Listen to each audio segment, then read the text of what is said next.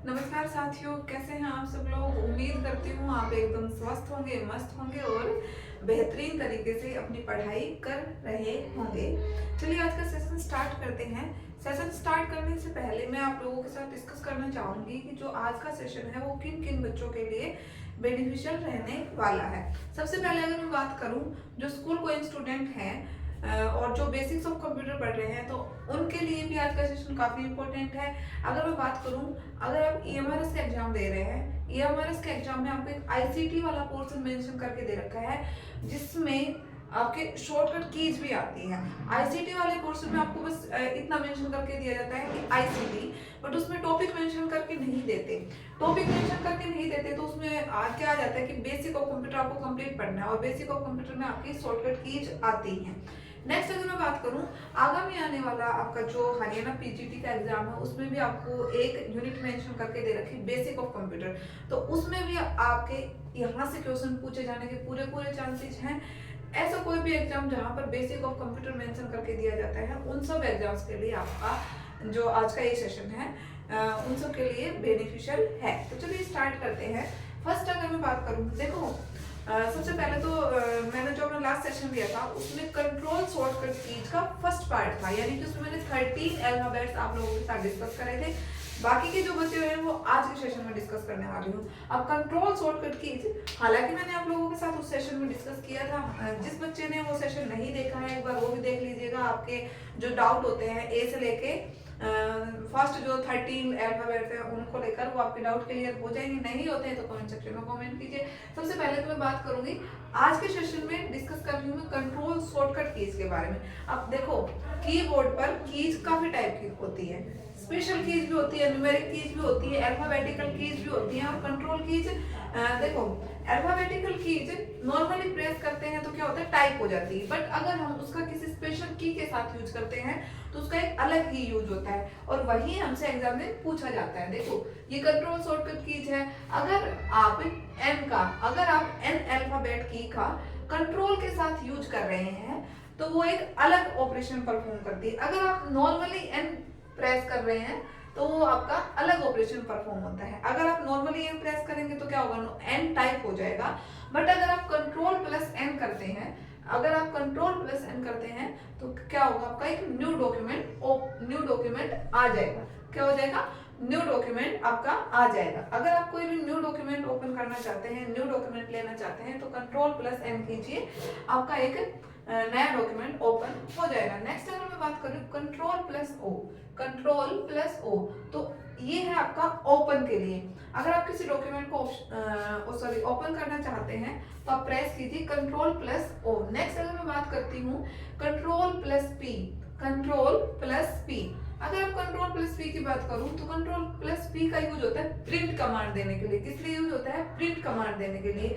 देखिए एक आपका अभी कुछ दिन पहले एनआईओएस का एग्जाम था जिसमें उनसे एक क्वेश्चन पूछा गया था, एक ही नंबर का था वो क्वेश्चन। उसमें पूछा गया था कि प्रिंट प्रीव्यू की कमांड क्या होती है। तो प्रिंट प्रीव्यू, अगर आपसे ओनली प्रिंट की कमांड पूछे तब भी यही है। अगर आपसे कमांड पूछे कि प्रिंट प्रीव्यू की कमांड क्या होती है, क्या शॉर्टकट की होती है प्रिंट प्रीव्यू की, उस केस में भी आपकी क्या रहती है कंट्रोल प्लस पी। नेक्स्ट अगर मैं बात करती हूँ, नेक्स्ट आपकी कंट्रोल प्लस क्यू का यूज किस लिए होता है बेटा, क्लियर द इंडेंट पैराग्राफ। अब आपको देखो ये समझने के लिए पहले आपको ये पता होना चाहिए कि इंडेंट क्या होता है, इंडेंटेशन क्या होती है और इंडेंटेशन आप अप्लाई कब कर सकते हैं। इंडेंटेशन आप अप्लाई कब कर सकते हैं, कंट्रोल प्लस एम से आप क्या कर सकते हैं, आप इंडेंटेशन अप्लाई कर सकते हैं। अब इंडेंटेशन का मैंने बताया था कि इंडेंटेशन का यूज कौन करता है, मोस्टली न्यूज़पेपर में आपके लेफ्ट साइड में अगर आप कोई भी पिक्चर इंसर्ट करना चाहते हैं तो वहां पर किसका यूज किया जाता है, इंडेंटेशन का। और इंडेंटेशन आप कैसे कर सकते हैं, कंट्रोल प्लस एम से। अब अगर आप उस इंडेंटेशन को रिमूव करना चाहते हैं, क्लियर करना चाहते हैं तो आप क्या प्रेस करेंगे, कंट्रोल प्लस क्यू।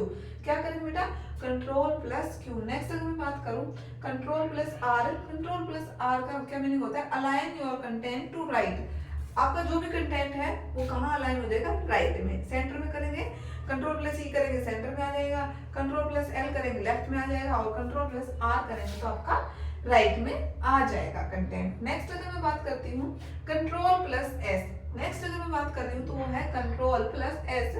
इसका यूज होता है बेटा सेव करने के लिए। अगर आप किसी भी फाइल को, किसी भी डॉक्यूमेंट को, किसी भी फोटो को अगर आप सेव करना चाहते हैं तो आप प्रेस कीजिए कंट्रोल प्लस एस। नेक्स्ट अगर मैं बात कर रही हूँ, नेक्स्ट आपका control plus T.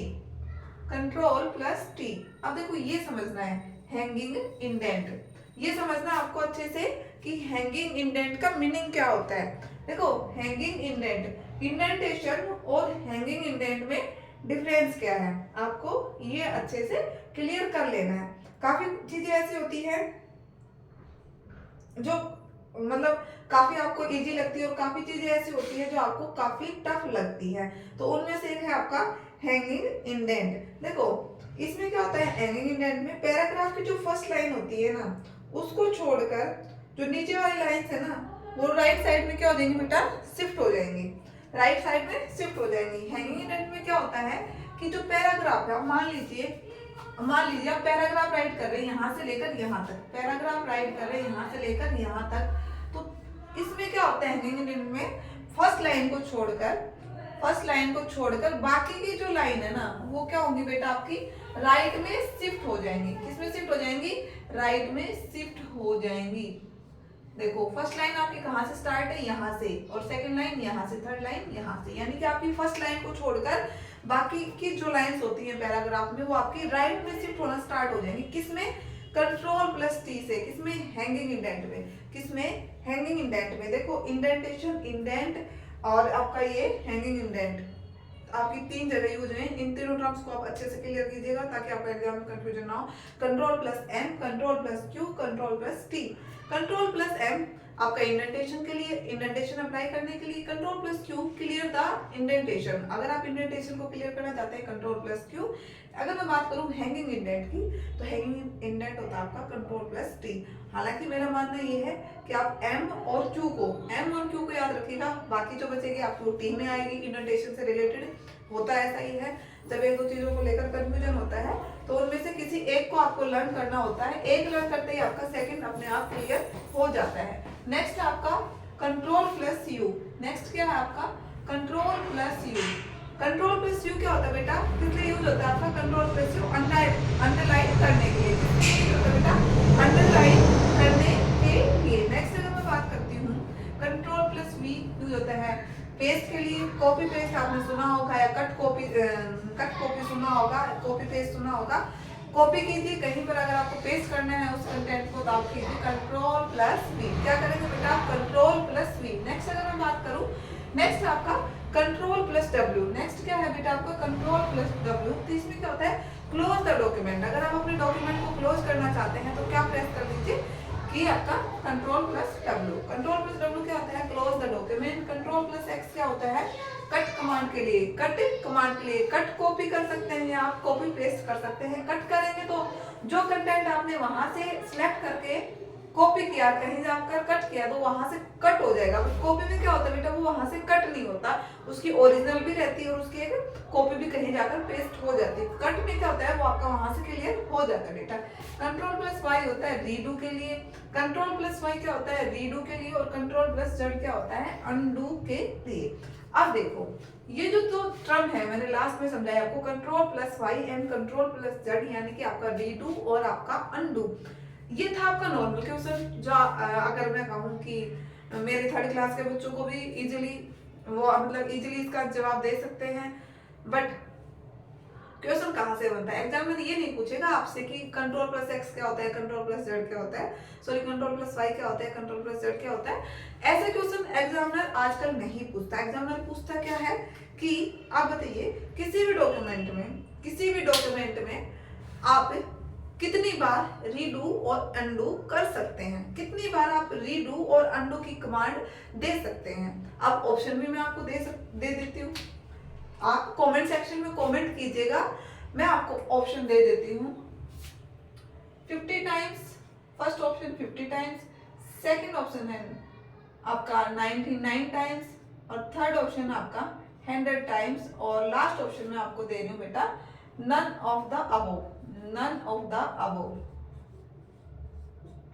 None of above. देखो मैंने आपको दे दिए 4 ऑप्शन। फर्स्ट ऑप्शन दिया मैंने 50, सेकंड ऑप्शन दिया मैंने 99, थर्ड ऑप्शन दिया मैंने 100 एंड लास्ट ऑप्शन आपका दे दिया नन ऑफ अबोव, यानी कि इनमें से कोई नहीं। आपको कमेंट सेक्शन में कमेंट करके जरूर बताना है। देखो ये नॉर्मल चीजें हैं, हर एक बच्चा पढ़ के जाता है, कोई भी बच्चा ऐसा नहीं होगा जो जिसको पता है ना कि हाँ शॉर्टकट की से क्वेश्चन बन सकते हैं, वो तो रट के जाएगा। और ये कि है भी ऐसी चीजें कि आपको रट के ही करनी है, इसमें कोई समझने का इतना बड़ा पहाड़ नहीं होता कि आप समझेंगे उन चीजों को, आपको रटनी है बस। नॉर्मल चीजों का आपका जो डाउट होता है, मीनिंग होता है, वो क्लियर होना चाहिए। जैसे मैंने आपको बताया इंडेंटेशन क्या होता है, हैंगिंग इंडेंट क्या होता है, इंडेंटेशन को रिमूव कैसे करेंगे, ये सब चीजें आपकी क्लियर होनी चाहिए। उसके अलावा आपको इसको लर्न ही करना है, आपके पास एक ही ऑप्शन है, लर्न करना है। बट देखो क्वेश्चन आपको डायरेक्ट यहाँ से ना देकर ऐसे घुमा के क्वेश्चन देते हैं कि आप किसी भी डॉक्यूमेंट में रीडू और अंडू कितनी बार कमांड दे सकते हैं। देखो आप कमेंट सेक्शन में कमेंट कीजिए और मेरे को भी पता चलेगा कि आपको कितनी नॉलेज है, क्या आपको वास्तव में नॉलेज है या फिर आप नॉर्मली जो एक फॉर्मेलिटी होती है जो सब लोग कर रहे हैं आप वही कर रहे हैं। तो आज का सेशन इतना ही रखते हैं, ज़्यादा लंबा नहीं करते। अगर आपको सेशन पसंद आता है तो सेशन को लाइक कीजिएगा। अगर चैनल पे फर्स्ट टाइम विजिट कर रहे हैं तो चैनल को सब्सक्राइब करना ना भूलें। अगर वीडियो पसंद आ ही रहा है तो उसको ज़्यादा से ज़्यादा शेयर कीजिए ताकि ज़्यादा से ज़्यादा बच्चों का बेनिफिट हो सके। आज के लिए इतना ही। Thank you so much. मिलते हैं एक और बेहतरीन सेशन के साथ। Thank you.